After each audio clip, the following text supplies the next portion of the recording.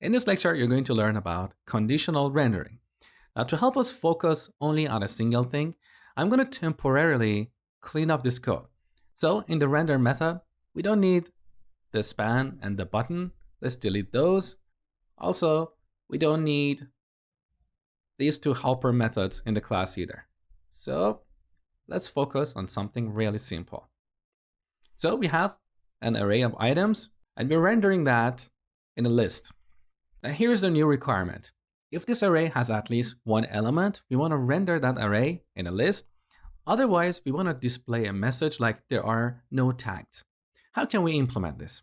Well, once again, in JSX, unlike Angular, we don't have if and else because JSX is not a templating engine. So to render elements conditionally, we need to go back to our plain old JavaScript. Here's one way to implement this scenario. We can add a separate helper method like render tags. In this method, we can have our if and else statements. So if this.state, .tags, .length equals 0, we're going to return some text like there are no tags. And of course, instead of returning just plain text here, we could return maybe a paragraph. We're returning a JSX expression, which is a React element. So there are no tags. Or if you don't want to display anything, you simply return null. Okay? So this is the case for an empty array. Otherwise, we want to render the array using UL and LI elements. So I'm going to cut this code from here and simply return it in our method. Finally, in our render method, we add curly braces and call this .render tags. So depending on our state, this method will return either a paragraph or an unordered list with a bunch of list items. Pretty straightforward, right? Save the changes. Back in the browser, currently we have 3 tags, so we see them here. Now, back in the code, if I empty this array and save the changes, we get this message. There are no tags. There is also another technique for conditionally rendering content. Let me show you. So back in the code, here in our render method, just before rendering the tags, let's imagine we want to render a separate message based on a given condition.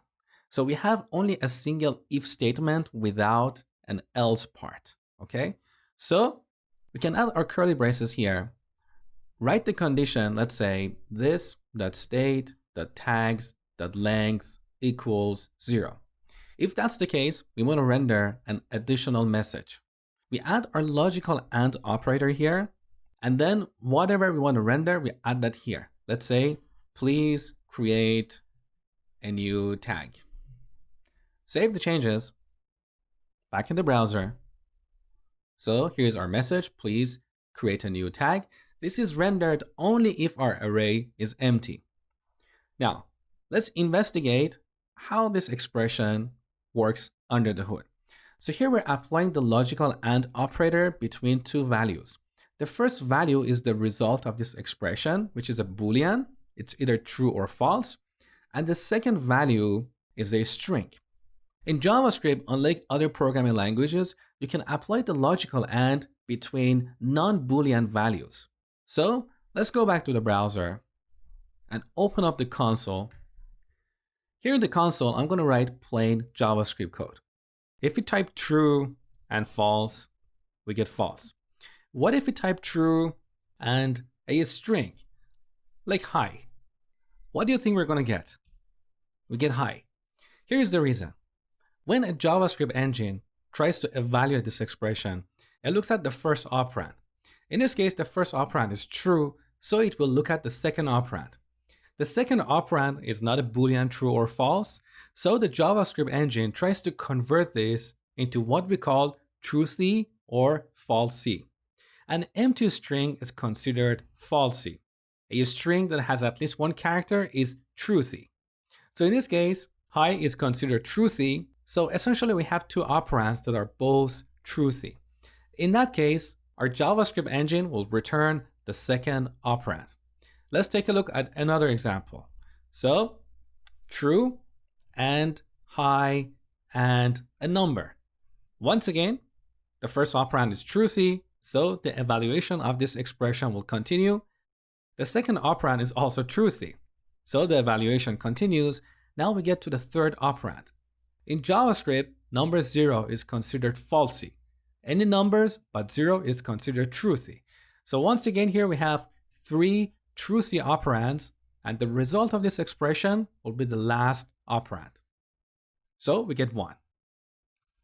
So back to our render method. To conditionally render content, we can use the logical AND operator. First, we add our condition, then AND, and then whatever we want to render after comes here. It can be plain text or another JSX expression.